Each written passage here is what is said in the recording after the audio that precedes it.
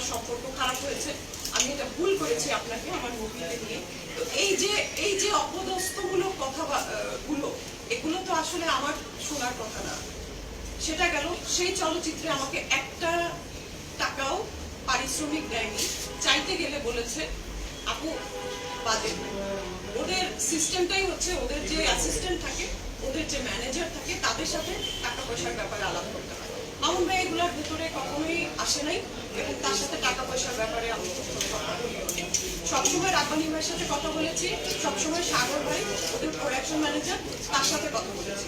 আমি যখনই জিজ্ঞেস করতে গেছি যে রেডিওর জন্য যে বাজেটটা ছিল আমাকে দিয়ে দেন, দরকার আছে, হাসি ঠাট্টায়ও বলেছি, সিরিয়াসলিও বলেছি, তারা সবসময় বলেছে যে আমাদের খুবই ক্রাইসিস, আপু নেক্সট যে কাজটা আসবে অবশ্যই পুষিয়ে দিব। ঠিক এই স্টাইলেই তাদের এই মানে সিস্টেমগুলো এরকম, এক টাকাও দেয়নি।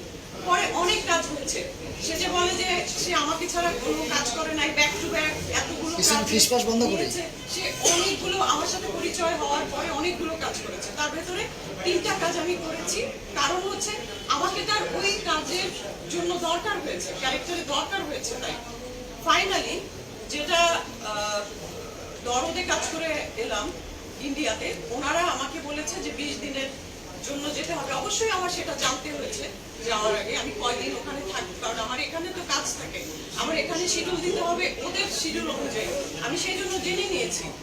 হ্যাঁ, কখনোই তারা বলেনি যে 5 দিনের কাজ, আমাকে 20 দিনের কথা বলেই নিয়েছে। 19 দিনে আমাদের কাজ শেষ হয়েছে। 19 দিনের ভিতরে 3 দিন আমি শুটিং করিনি, বাকি 16 দিন আমি শুটিং করেছি। তো ওই 3 দিন যে আমি শুটিং করবো না, সেই পেমেন্টটা কি ডিরেক্টররা দেয় না? আমি কি ওই 3 দিন, ওই 3টা দিন কি অন্য কাউকে দিতে পেরেছি? দিতে তো পারিনি। নিয়ম অনুযায়ী তো ডিরেক্টররা দেয়, কিন্তু সম্পর্কের জায়গায় অনেক কিছুই কনসিডার করা যায়, কনসিডার করিও।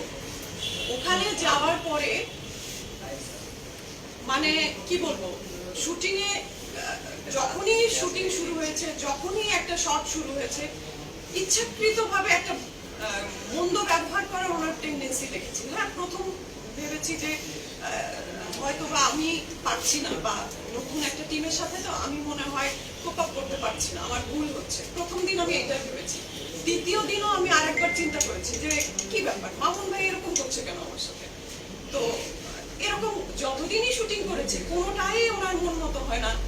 অন্য বিদেশি একটা টিম, কলকাতার একটা টিম, বম্বের একটা টিম, প্রত্যেকটা টিমের এই টিমগুলোর সামনে আমাদেরকে এরকম অপদস্থ করছে সে বিভিন্ন ভাবে, পারছো না, এই হচ্ছে না। এতে করে আমারও কনফিডেন্স লেভেল ডাউন হয়ে যাচ্ছিল।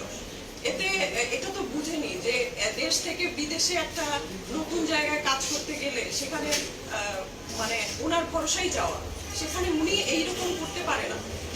হ্যাঁ, আমরা যেটা দেখেছি সরার সামনে যে আমার আর্টিস্টকে আমি এইরকম মূল্যায়ন করি। তো যখন সে প্রত্যেকটা শটে এরকম করছিল প্রতিদিন, তখন আমি বুঝলাম যে আসলে সে নিজেকে জাহির করছে, যেটা আমি কখনোই তার কাছ থেকে এক্সপেক্ট করিনি। তখন আমি তাকে কোনো কিছু বলিনি, যেহেতু উনি কাজের মধ্যে আছে। বাই দিস টাইম পেছনে দেখেছি যে বম্বের টিম যারা ওয়ার্ল্ডের সাথে পাল্লা দেয় চলচ্চিত্র নির্মাণ করে, সেরকম টিম এই যে বাংলাদেশের এই ডিরেক্টরের ডিরেকশন দেখে এবং তার মানে সিস্টেম দেখে ওরা পিছনে বসে মানে কতটা এগুলো উপহাস করেছে। তো আমি চুপ করে দেখেছি, ওখানে কিছু বলিনি, কারণ ভিন দেশে কাজ করতে গেছি, যাই আচরণ করি না কেন পুরো বাংলাদেশকে ওখানে রিপ্রেজেন্ট করবে, যে ওখানে আর্টিস্ট গুলো এরকম, যে কারণে খুবই চুপ করে থেকেছি, বলিনি কিছু, ওনাকেও কিছু বলিনি। তাছাড়া আরেকটি বিষয় হচ্ছে, চলে এসেছি কাজ করে, টাকার কথা সেই সময় আমি যেদিন আসি সেদিন আমি বলেছি যে বানারস তো শাড়ির জায়গা, তো আমি বলছি এখানে এত সস্তা শাড়ি, আমার তো কাজ শেষ হয়ে গেছে, এখন তোমরা দাও, পেমেন্ট দাও। রাব্বানী ভাইকে বলেছি, সাগর ভাইকে বলেছি, এই সেই একই চেহারা তাদের, সেই একই দরিদ্র চেহারা, তাদের কাছে টাকা নাই। হ্যাঁ, pan Indian movie, crore crore টাকার মুভি আমরা নিউজে দেখেছি, আমরা নিজেরা যে ওখানে শুনেছি, কিন্তু আমাদের টাকা দেওয়ার বেলায় হচ্ছে তার কাছে টাকা নাই। আচ্ছা ভালো কথা, আমি বলছি কিছু তো দাও। এই সবকিছু মিলিয়ে তারা 16,000 টাকা আমাকে দিয়েছিল। তারপরে দেশে ফিরে এসেছি।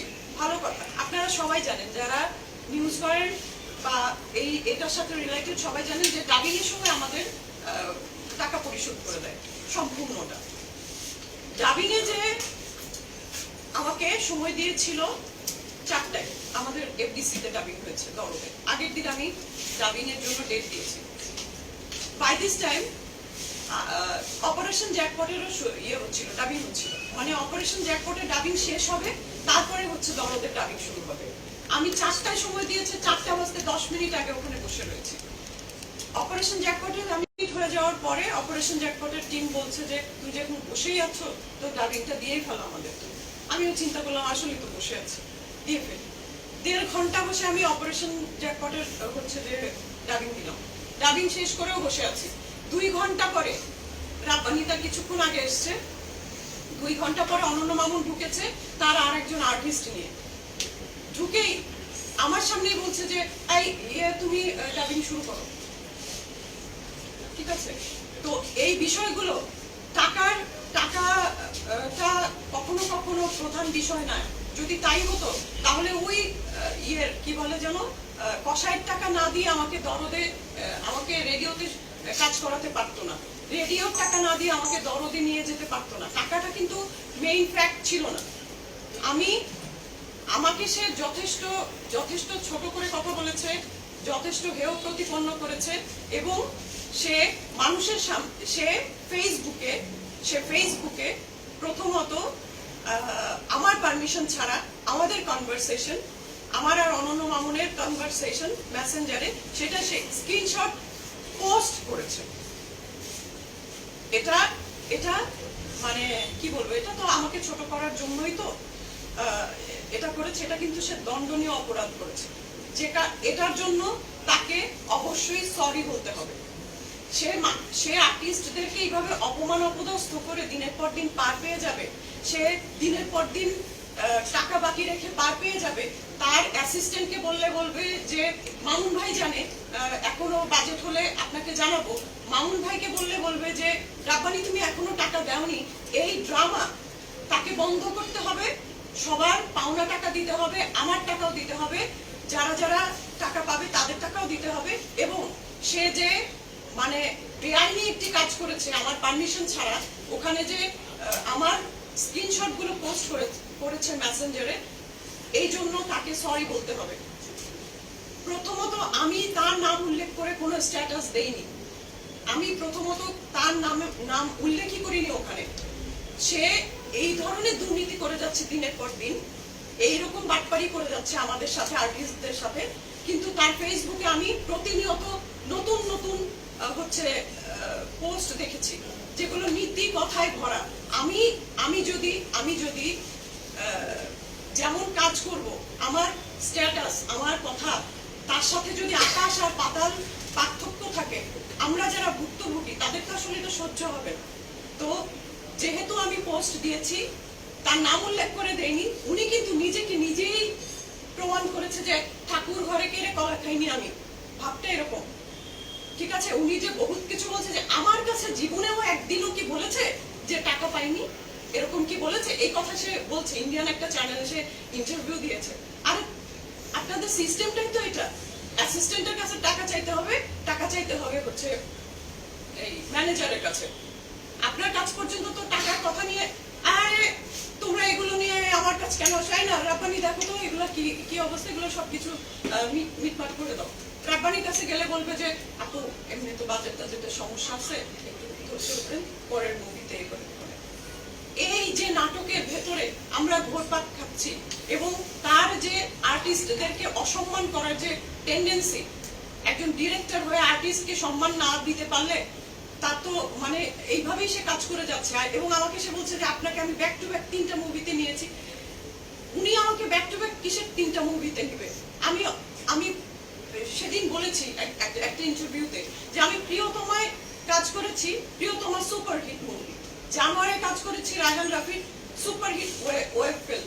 আমি হ্যাঁ হতে পারে খুবই অল্প সময়ের স্ক্রিন প্রেজেন্স, কিন্তু আমি হচ্ছে মুজিবে কাজ করেছি খালেদা জিয়ার চরিত্রে, এবং সেই সময়ও আমাকে অনেকে কিন্তু বারণ করেছিল। আমি আসলে এই বারণ টারণ একটু কমই শুনি, যেটা আমার কাছে মনে হয় যে না আমি ঠিক করছি, আমি সেটা করছি। খালেদা জিয়ার চরিত্রে আমি কাজ করেছি। তো আমি এই যে প্রজেক্ট গুলায় কাজ করছি, আমি কি হাতে পায়ে ধরে কাজ, কোনো ডিরেক্টর বলতে পারবে যে তাকে রিকোয়েস্ট করে হাতে পায়ে ধরে তার সাথে কাজ করেছি? তারা স্নেহের জায়গা থেকে দেখেছে, আমার কোয়ালিটি দেখেছে, তারপরে দেখেছে যে একজন আর্টিস্টের যে যে গুণাবলী থাকা প্রয়োজন সেই গুণাবলীগুলো এই আর্টিস্টের মধ্যে আছে। তারপরে আমি তাদের সাথে কাজ করেছি, তাদের সাথে সখ্যতা তৈরি হয়েছে।